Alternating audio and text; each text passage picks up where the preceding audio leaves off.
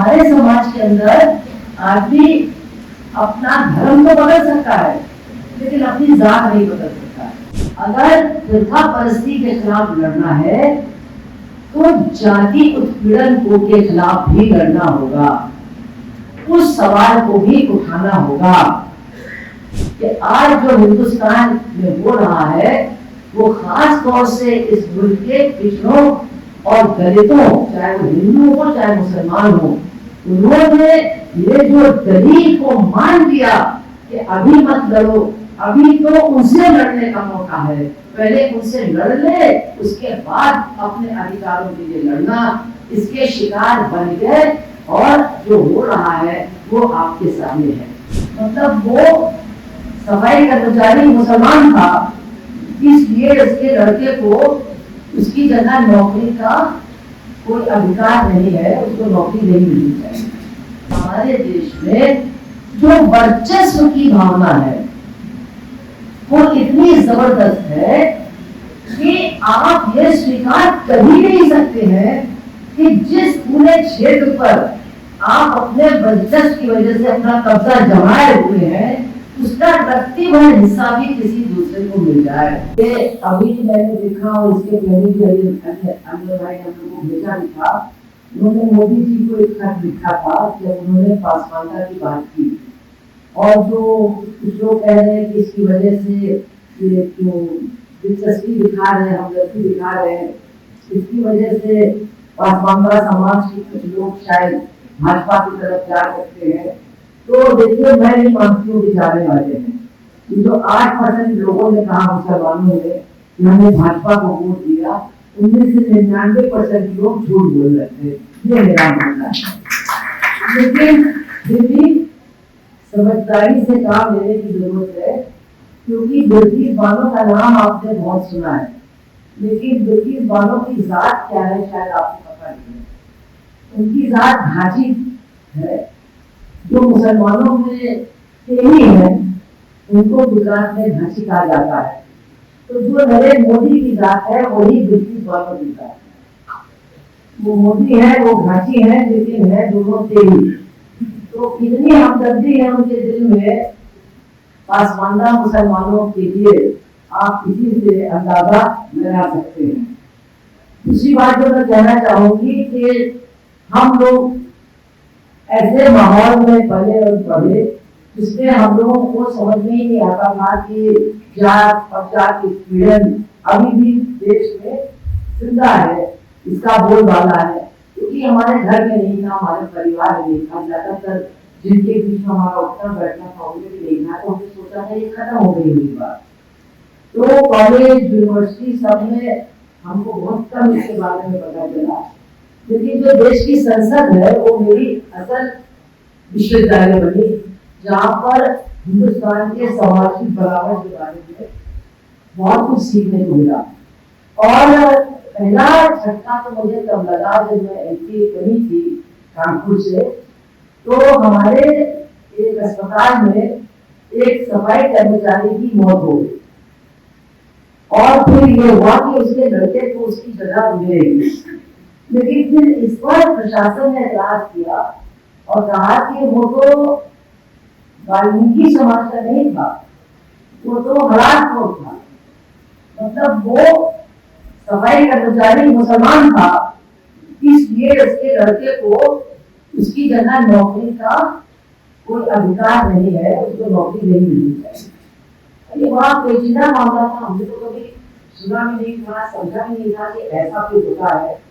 लेकिन फिर यूनियन के साथ बैठ करके रास्ता निकाला गया कि चूंकि वो है तो उसका लड़का और वो था तो उसका बाप और काम पे मरा, इसलिए बेटा होने के नाते उसको उसकी नौकरी मिल जानी चाहिए और वो नौकरी लड़ करके उसको दिला दी गई।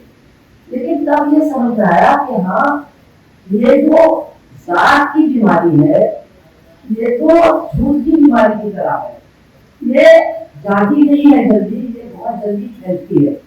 और हमारे समाज के अंदर आदमी अपना धर्म तो बदल सकता है लेकिन अपनी जात नहीं बदल सकता है। और बहुत से लोग जो सोचते हैं कि जात छुपाई जा सकती है, तो ये एक ऐसी चीज है हमारे देश में जो छुपाए नहीं जाती, छुपाए नहीं छुपती है। आप जितना भी कोशिश करें छुपाने की, अगर आपने छुपाने की कोशिश की और अगले को संदेह हुआ तो वो ऐसे सवाल पूछेगा, ऐसे सवाल पूछेगा, ऐसे सवाल पूछेगा कि आखिर में वो चलते चलते चलते चलते आपकी जात तक पहुंच ही जाएगा और आपके बारे में अपना फैसला करेगा। तो ये तो उस आदमी के मरने के बाद मुझे थोड़ा बहुत समझ में आया। और असली तो मुझे तालीम मिली जब मंडल आयोग की सिफारिश को वीपी सिंह ने पार्लियामेंट के अंदर रखा। मुझे बहुत फख्र है इस बात का कि हमारी पार्टी सीपीआई कोई मंडल वाली पार्टी नहीं थी, लेकिन हम लोगों ने सोच समझ करके, पढ़ करके, अध्ययन करके, पूरी निष्ठा के साथ मंडल कमीशन की सिफारिशों के लिए हाथ उठा करके उनको लागू कराने की बात हम लोगों ने कही। लेकिन उसके बाद जो हुआ वो तो बिल्कुल ही हमारी आंखों को खोलने वाली बात थी। एक तो हमने देखा भाजपा की उमा भारती को जो खूब फांद रही थी सदन के अंदर, और जब वीपी सिंह आए तो उनके गले लग गई। वीपी सिंह परेशान हो गए, क्या मैं करूं तो क्या करूं, और वो यही चिल्ला रही थी नौकरी भी ले, नौकरी भी ले। मतलब वो आंकड़े से बाहर हो गई खुशी से कि पिछड़ों को अब आरक्षण मिल जाएगा, उनका अधिकार मिल जाएगा। लेकिन उसी सदन में मैंने देखा, मेरे बगल में वो बैठते थे, हम लोग बीजेपी और हम दोनों ही वीपी सिंह का समर्थन कर रहे थे उस वक्त, तो बीजेपी वाले हमारे अगल बगल ही बैठे थे। तो हमने देखा, और मैं अतिशयोक्ति नहीं कर रही हूँ, वाकई में मैंने बीजेपी के दो सांसदों को रोके हुए, वो दोनों ऊंची जात के थे, हिमाचल में थे, और दोनों रो रहे थे। तो मैंने उनसे पूछा वो क्यों है, क्या हुआ? अरे पहले हमारा सब कुछ लूट गया। हमारी समझ में नहीं आया इनका क्या लूटा है, हमारी समझ में नहीं आया आपका क्या लूटा। अरे अगर 4-6 पिछड़े डीएम एसपी बन जाते हैं तो आपको कौन सी आदत आ गई आपके से? अरे कहते आप समझती नहीं है। मतलब ये है कि हमारे देश में जो वर्चस्व की भावना है वो इतनी जबरदस्त है कि आप ये स्वीकार कर ही नहीं सकते हैं कि जिस पूरे क्षेत्र पर आप अपने वर्चस्व की वजह से अपना कब्जा जमाए हुए हैं उसका रत्ती भर हिस्सा भी किसी दूसरे को मिल जाए, ये आपको बर्दाश्त ही नहीं है। ये मैंने उस समय देखा, लेकिन यही नहीं देखा। देखिए कुछ कड़ी बातें भी मैं कहना चाहती हूँ कि ये जो मंडल आयोग आया, यहाँ शायद जिनको मैं कड़ी बात सुनाना चाहती हूँ वो कम लोग होंगे जो गैर मुस्लिम ओबीसी हैं। तो वीपी सिंह ने जब लिबरल कमीशन बनी थी बाबरी मस्जिद के तोड़े जाने पर और अडवाणी वगैरह का क्या भूमिका थी इसको लेकर के लिबरल आयोग बना, तो वीपी सिंह ने उसके सामने मतलब अपना बयान दिया और उन्होंने बड़ी दिलचस्प बात की और उन्होंने कहा कि इन्होंने तो मंडल कमीशन की वजह से ही मेरी सरकार को गिराने का काम किया। और उन्होंने पूरी बात रखी कि भाजपा को यह डर था कि अगर मंडल कमीशन लागू हो गया तो जिस हिंदू समाज को वो अपने पीछे नामबंद करना चाहते थे उसका एक बड़ा हिस्सा अलग हो जाएगा और उनके पीछे से हट जाएगा। इसलिए उन्होंने ये रथ यात्रा निकाली और धर्म का इस्तेमाल करके जो मंडल आयोग के लाभार्थी थे उनको भी अपने साथ उस मुहिम में शामिल कर दिया, जिस मुहिम ने आखिर में जाकर के मस्जिद को तोड़ने का काम किया और अब सुप्रीम कोर्ट की मदद से वहां मंदिर भी बनाने का काम कर रहे हैं। तो ये बात मैं क्यों कही, ऐसा नहीं कि ये बात आपको मालूम नहीं है, सब लोग जानते हैं कि मंडल आयोग के आने के बाद ही अडवाणी जी को अयोध्या की याद आई और उन्होंने रथ निकाला और वो जो पूरा आंदोलन चला उसका एक बहुत बड़ा नतीजा ये हुआ कि कई हिंदुस्तान के इलाकों में जो बहुसंख्यक समाज है, हिंदू समाज है, उसका बड़ा हिस्सा उनके साथ जुड़ गया और जिन लोगों को मंडल आयोग से फायदा मिल रहा था उसका भी बहुत बड़ा हिस्सा उनके पीछे चला गया, उनके साथ जुड़ गया। और जो मैं बात आपसे कहना चाहती हूँ ये कि ये जो सांप्रदायिकता होती है, ये जो फिरका परस्ती होती है, ये जो मजहब और धर्म के नाम पर राजनीति करने वाले लोग होते हैं, वो केवल अपने पीछे अपने राजनीतिक फायदे के लिए अपनी जमात को नहीं इकट्ठा करते हैं, बल्कि वो दूसरी जमात के खिलाफ तो नफरत पैदा ही करते हैं। ये तो बात बिल्कुल सही है, तो हम लोग भुगत रहे हैं। लेकिन इसके साथ साथ जो अकेली जमात है उसके नेताओं को भी वो पूरा का पूरा मौका देते हैं कि वो भी अपनी जमात को अपने पीछे लामबंद करे और उनकी जमात के अंदर जो नाबराबरी है, जो जुल्म है, जो अमीर और गरीब के बीच की खाई है, जो ऊंची जात यानी अशराफ अल्लाह और जो दलित मुसलमान है उनके बीच की जो खाई है, वो उसको भी मजहब के नाम पर कि हमको एक होना है उनसे लड़ने के लिए, वो कहते हैं हमको एक होना है इनसे लड़ने के लिए, और दोनों अपनी लड़ाई लड़ने के लिए अपने ही जमात के लोगों को न्याय से वंचित रखते, अपने पीछे लामबंद करके अपनी नेतागिरी को जमा करके काम करते हैं। अब मेरा कहने का मतलब तो समझ गए, बाकी लोग समझेंगे नहीं, मुझे नहीं मालूम कि आज क्या है। उन्होंने बताया कि जब हमने पासवानदा की लड़ाई शुरू की तो लोगों ने कहा आप मुसलमानों को बांट रहे हैं, अरे आप देख नहीं रहे कि कितना बड़ा हमला हमारे ऊपर हो रहा है, हमें इस हमले के खिलाफ लड़ना है। ये मुस्लिम औरतों के साथ भी हुआ।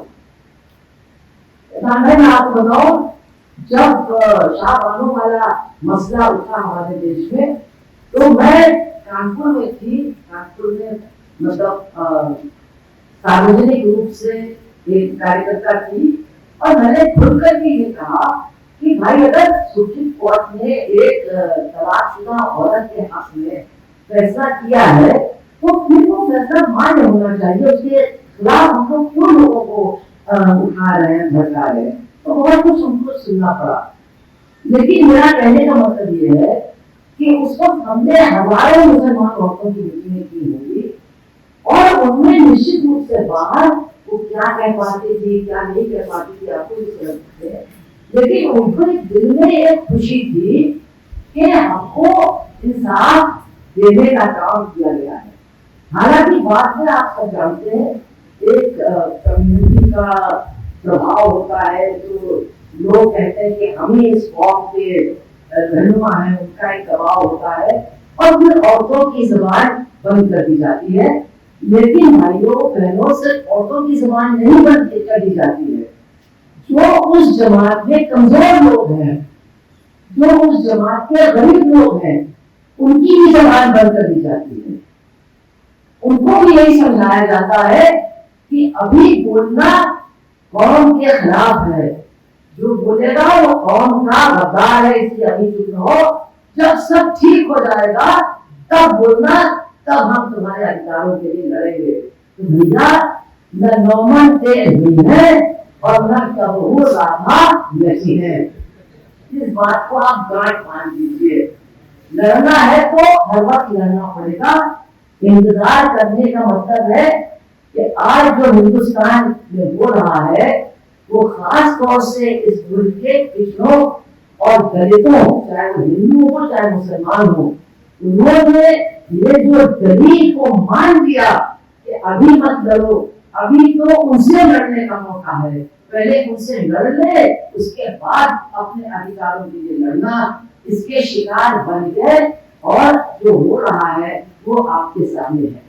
इसलिए मैं देखिए मैं आपको बता दूं, हम लोग कम्युनिस्ट पार्टी में है, हम लोग केवल जात की राजनीतिक सियासत नहीं करते हैं, हम लोग जात के साथ वर्ग यानी जो आर्थिक शोषण के शिकार लोग हैं और जो आर्थिक शोषण करते हैं हम लोग दोनों को मिला करके सियासत करने की कोशिश करते हैं, समाज के अंदर बदलाव लाने की कोशिश करते हैं।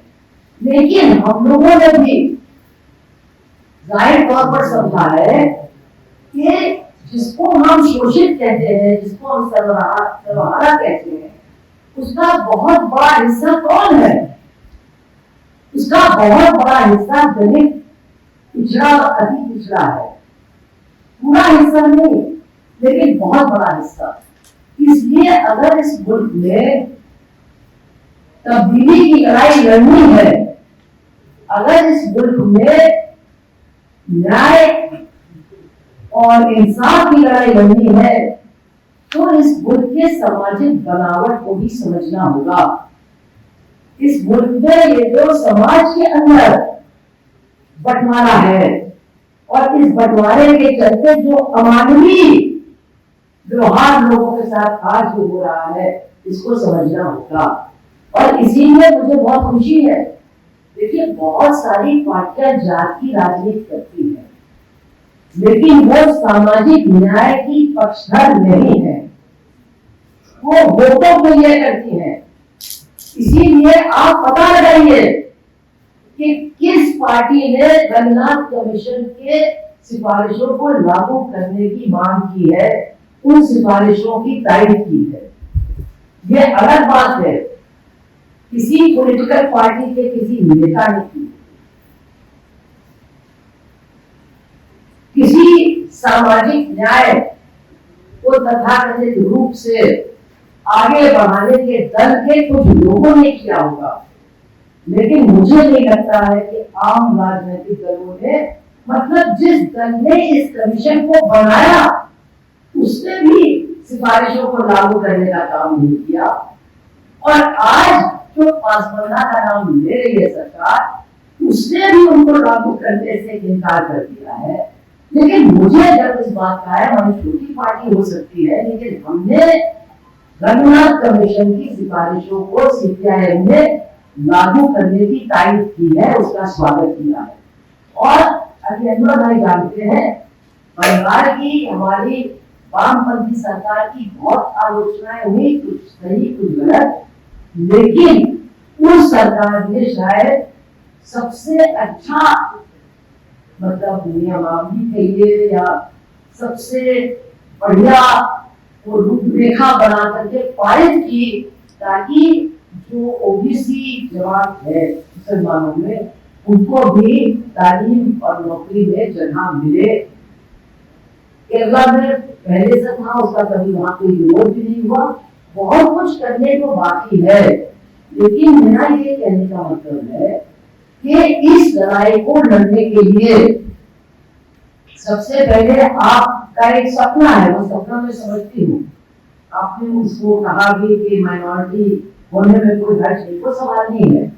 जो कमजोर लोग हैं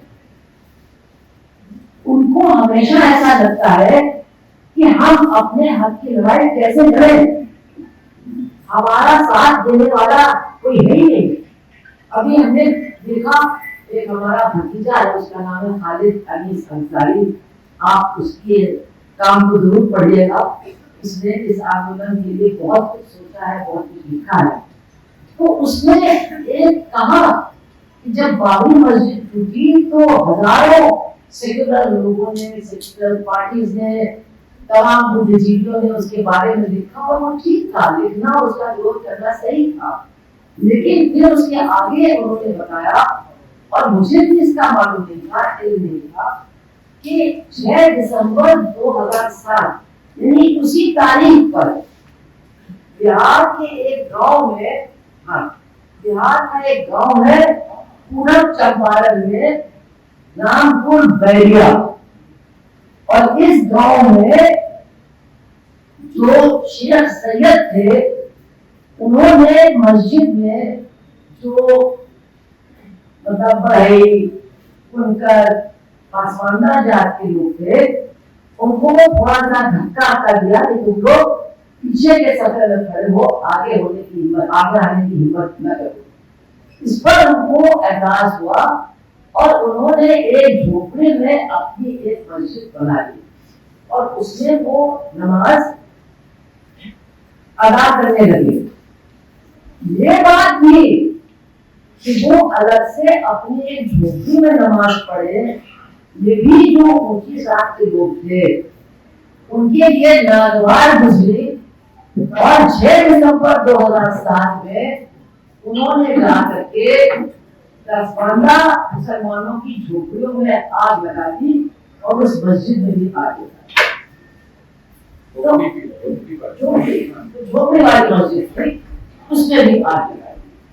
और फिर जब लोग वहां गए पता लगाने के लिए कि भाई ऐसा आप लोगों ने क्यों किया, तो वो वही जुबान बोलते हैं जो ऊंची जात के हिंदू बोलते हैं, इनका बहुत दिमाग खराब हो गया है, ये आंख दिखाने लगे हैं वगैरह वगैरह। और फिर एक और बात पता चली कि कुछ साल बाद उसी गांव का एक लड़का जो पासवाना था, वो अपनी शादी में मारुति गाड़ी में बैठ करके आया और ऊंची जात के लोगों के घर के सामने से सड़क बनी थी, सड़कें उन्हीं के घरों के सामने बनती है, उस सड़क पर उसने अपनी गाड़ी चलाई और अपनी शादी में आया। ये बात इतनी नागवार थी कि उन्होंने आकर के शादी का जो खाना था उसमें मट्टी मिला दी, पंडाल को तोड़ दिया और मतलब उस पूरी शादी को तहस नहस करके छोड़ दिया। तो फिर मुझे लगा कि भाई ये तो जैसे कहते ना, तुम तो बिल्कुल हमारे जैसे निकले, हाँ? तुम्हारा जहन, तुम्हारा काम, तुम्हारा कर्म, वो तो सब बिल्कुल हमारे यहाँ की ऊंची जातियों जैसा निकला। बिल्कुल मूंछ रखने तो उसको मार डालो, कोई घोड़ी पर बैठे अपनी बारात में तो उसको मार डालो, तो फर्क कहाँ है? तो इसलिए मैं ये नहीं कहती हूँ कि हर गांव में ऐसा हो रहा है, मैं ये भी नहीं कह रही हूँ कि ये सब जगह हो रहा है, लेकिन ये है। तो अली अकबर साहब ने कई साल पहले कहा वो हमारे समाज की सच्चाई है। और इसलिए मैं तमाम लोगों से कहना चाहूंगी, और ये मेरा असल मुद्दा है कि अगर सांप्रदायिकता, अगर फिरका परस्ती के खिलाफ लड़ना है तो जाति उत्पीड़न को के खिलाफ भी लड़ना होगा, उस सवाल को भी उठाना होगा।